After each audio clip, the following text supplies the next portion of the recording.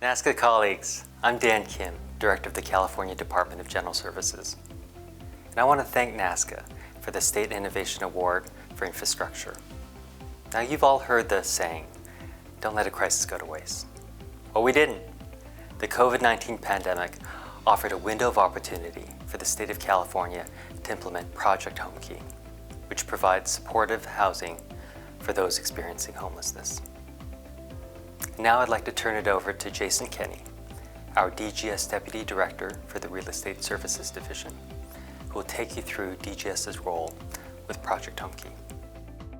On behalf of the Department of General Services, I would like to thank NASCA for this award. You know, in California, since the beginning of the pandemic, the state, in partnership with local governments, have provided non-congregate housing for homeless individuals using hotels to prevent the further spread of COVID-19.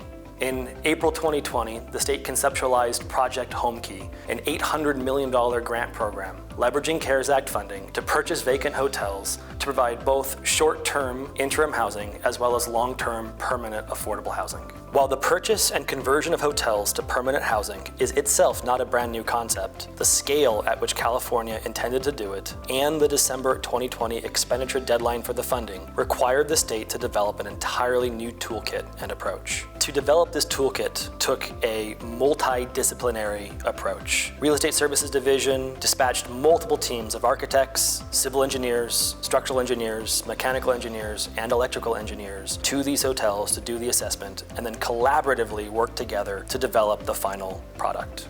The purpose of our assessments was to evaluate these hotels for use as permanent supportive housing for formerly transient individuals or families. In the event that the property is deemed attractive, the property would be purchased by the county and rehabilitated with state support and federal funds, including potential tax credits. In just 4 weeks, the Real Estate Services Division identified 6 prototypical hotel properties to be evaluated for proof of concept and cost estimating, developed a rapid assessment process that was aligned to the state building code and typical funding streams for housing projects, completed the 6 site assessments, including scopes of work, cost estimates, and code analysis, and converted the entire process into a simple, repeatable toolkit for the state and local governments to follow in evaluating potential properties for purchase. In addition to the toolkit, the data from the 6 assessed sites has served as part of the basis for the state's award to local governments for purchases. At this point, we're happy to report that over 6,000 hotel units